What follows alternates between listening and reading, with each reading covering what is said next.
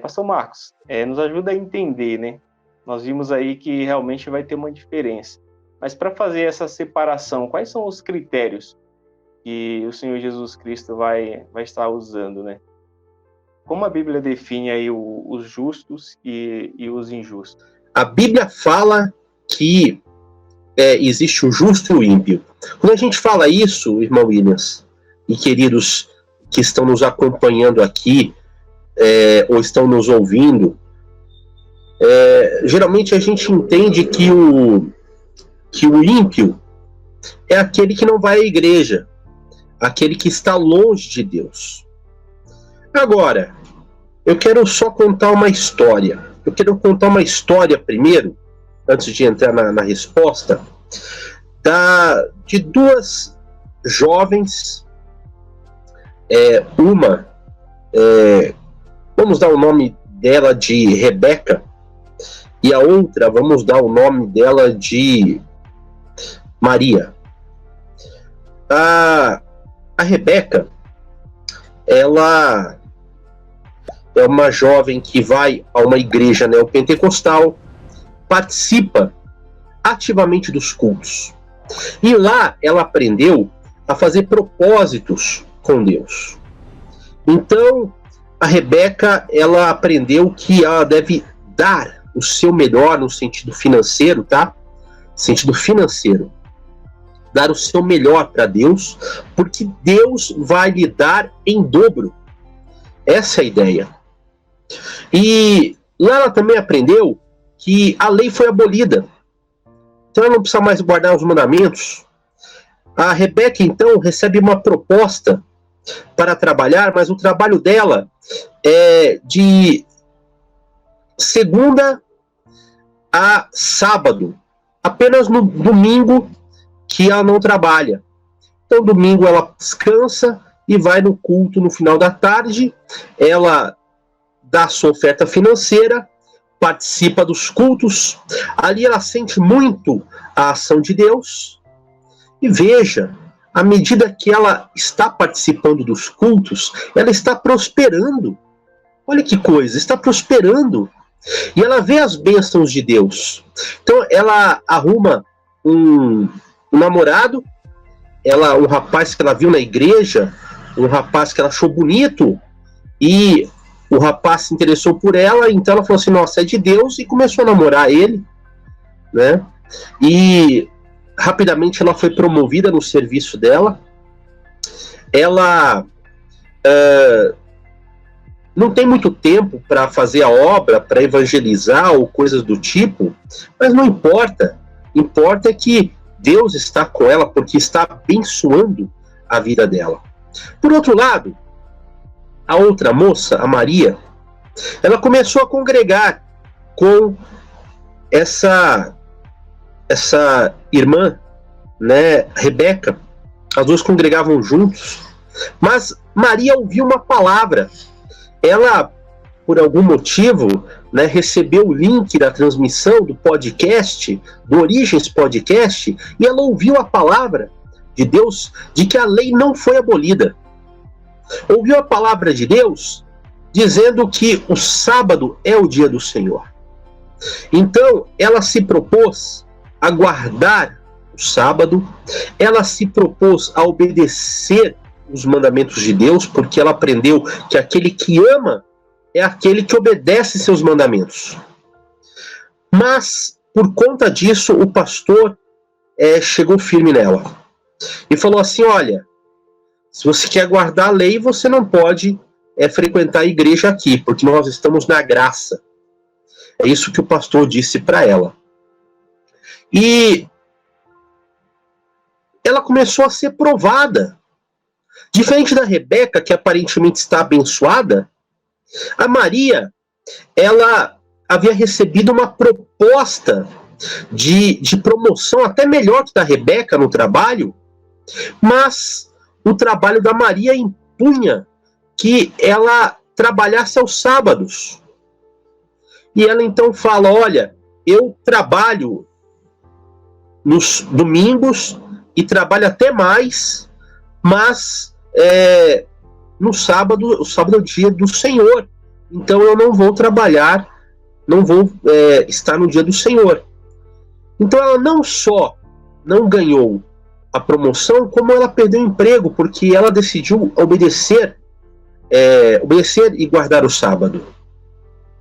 Rebeca, aparentemente, era uma crente muito abençoada, mas a Maria, então, ouviu o podcast, Origens Podcast, entendeu que precisava guardar o sábado e decidiu, então, obedecer a Deus. E ela acabou perdendo seu emprego. O pastor não concordou que ela guardasse o sábado, porque falou que isso é coisa do Antigo Testamento, e por conta disso cortou ela também da relação da igreja. Ela conheceu um jovem bonito, mas também assistindo Origens Podcast, entendeu que devia buscar a Deus, se isso era a vontade de Deus ou não, e Deus falou para ela que não. E então ela, mesmo com o coração partido, decidiu não assumir um relacionamento com ele. Queridos, aí eu pergunto para você, quem é abençoado? Com quem Deus está nesta história que fala sobre Rebeca e Maria?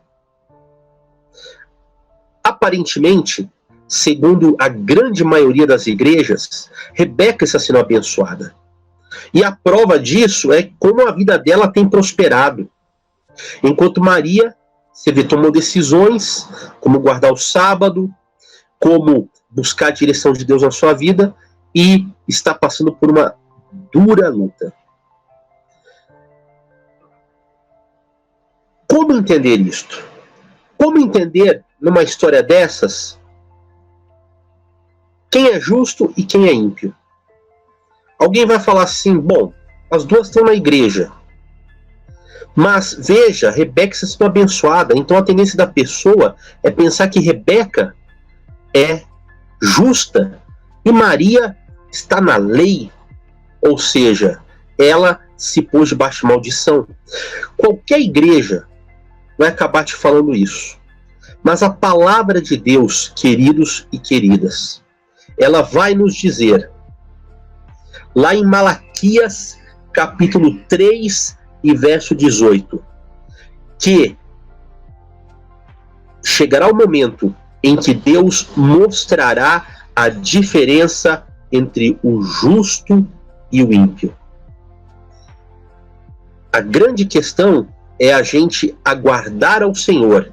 Aguardar, porque aqui ele fala que na manifestação dele, ele vai mostrar essa diferença. Acontece que, apesar dele mostrar a diferença lá no final, como falou Williams, separando as ovelhas dos cabritos, esta diferença é construída hoje, no dia a dia das nossas vidas. Quando você olha para as ovelhas e os cabritos, aparentemente são dois animais muito semelhantes. No entanto, diferente das ovelhas, que são geralmente, elas ouvem o comando do pastor e seguem, os cabritos, eles são rebeldes, desobedientes. Não trabalham muitas vezes. Então, da mesma forma, é a nossa vida no dia a dia. Muitas vezes, o justo e o ímpio caminham juntos, até mesmo dentro da igreja, até mesmo nas mesmas igrejas, até mesmo lado a lado nos mesmos cultos. E como que você vai diferenciar um do outro? Assim como você diferencia a ovelha do cabrito. Então, a diferença, ela pode ser vista. Mas a ovelha e o cabrito, você distingue não pelo pelo, não pela constituição física, mas pelo comportamento, pelas ações. E assim também é o justo e o ímpio. É assim que eles são separados, é assim que eles são discernidos. A Bíblia, de fato, nos ensina, queridos, lá em Efésios, capítulo 2, verso 8 e 9, que a nossa salvação é pela graça, mediante a fé. Não há dúvidas disso. Não é porque você guarda o sábado que você é salvo. Você precisa entender isto. Nós somos salvos pela graça de Deus. Todos nós somos pecadores. Então, nós precisamos de um Salvador. Por mais que nós tentemos obedecer, nós pecamos, ou já pecamos, e uma vez que pecamos, somos merecedores do castigo decorrente do pecado. Então nós precisamos do quê? Da graça. A graça é o favor imerecido, a graça é o perdão de Deus a nossas vidas. Então quando a gente vai lá em Efésios, no capítulo 2, permitam-me fazer essa leitura.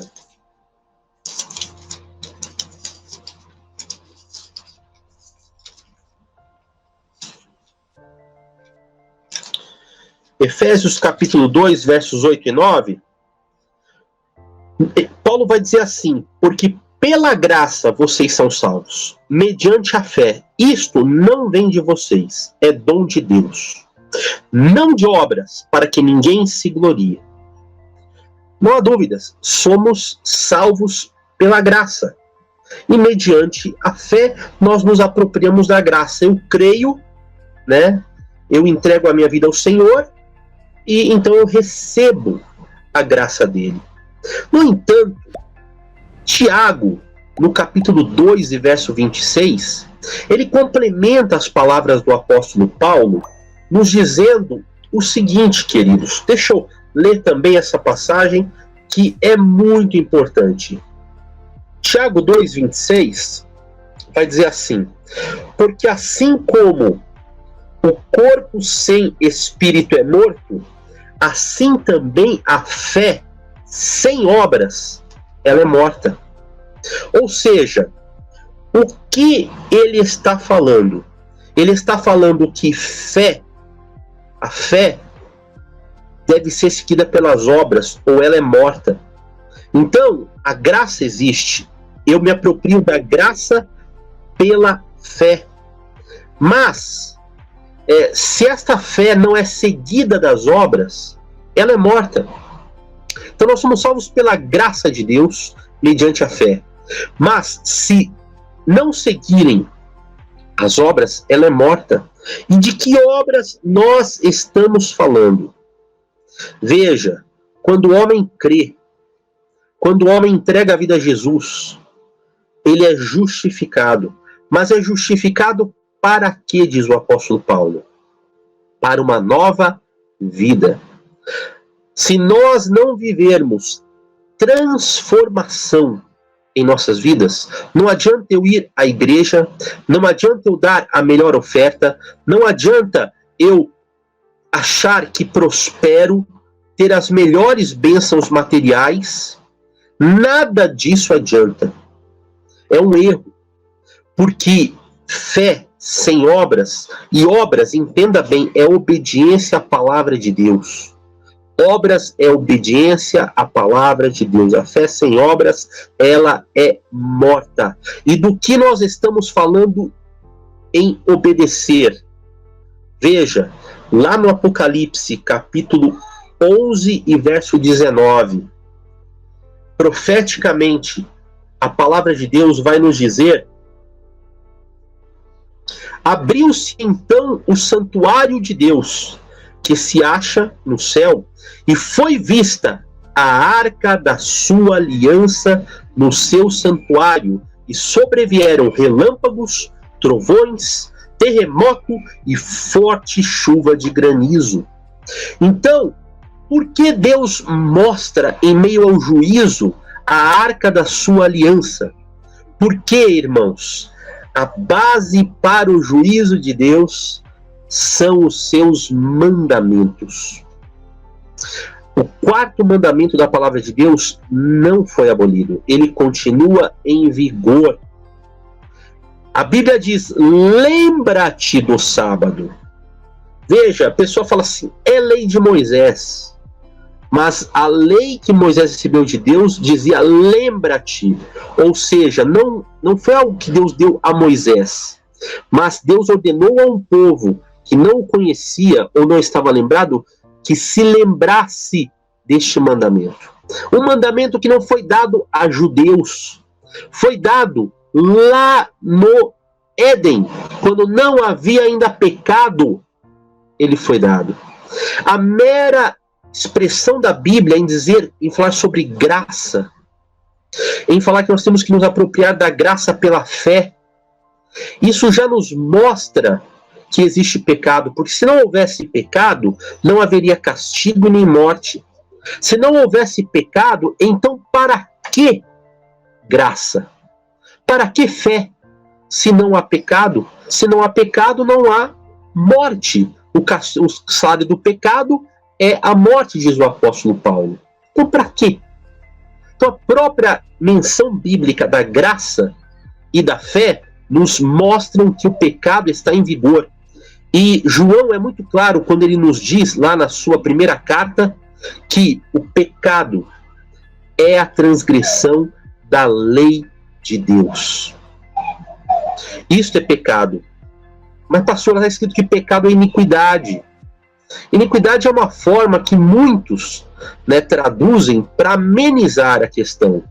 Ali é muito claro, ali a palavra usada na questão da iniquidade é anomia, ausência da lei. Então, não há outra interpretação. O pecado é a transgressão da lei, dos mandamentos de Deus. Não das cerimônias, não da lei de sacrifícios e ordenanças, não da lei sinônimo de antiga aliança feita com Moisés. Nada disso. Pecado é a transgressão da lei moral dos 10 mandamentos. Entre eles o sábado. Quando você assume um compromisso sem buscar a direção de Deus, sem colocar Deus na sua frente, porque assim Deus tem cuidado de nós. Eu acho uma pessoa bonita pelo meu olhar, mas a Bíblia diz: enganosa é a aparência, a formosura passa. Queridos, o coração engana. Então qual é o nosso dever? Buscar a direção de Deus. Diante disso tudo que eu falei, faça uma análise. Nesse contexto, quem é o ímpio e quem é o justo? Justa é a Rebeca, que para ganhar melhor aceitou o emprego transgredindo o mandamento de Deus, que escolheu ao seu bel prazer sem colocar Deus no primeiro lugar, o seu namorado, sendo que a palavra de Deus ela nos fala assim: não terás outros deuses diante de mim? Ou será que ímpia é a Maria, que conheceu a palavra de Deus no sábado e o guardou e pagou um preço elevado por isso? Não obedeceu o seu coração, mas sim a vontade do Senhor a buscar a direção de Deus. Será que Maria é a ímpia, queridos? Mas como então você pode falar assim que Maria é justa e Rebeca é ímpia, se aparentemente Rebeca está sendo abençoada e Maria está padecendo, está passando por uma provação? Eu quero dizer para você que onde está escrito na Bíblia toda que justo é aquele que enriquece, justo é aquele que não tem problemas, justo é aquele que prospera só materialmente. Isso é o que a grande, imensa maioria das igrejas vai ensinar. Mas eu quero que você me mostre na palavra de Deus onde está escrito isso. Porque o que eu vejo na palavra de Deus, queridos, é Jesus reunindo os seus discípulos e declarando o seguinte: bem-aventurados os perseguidos por causa da justiça, porque deles é o reino de Deus.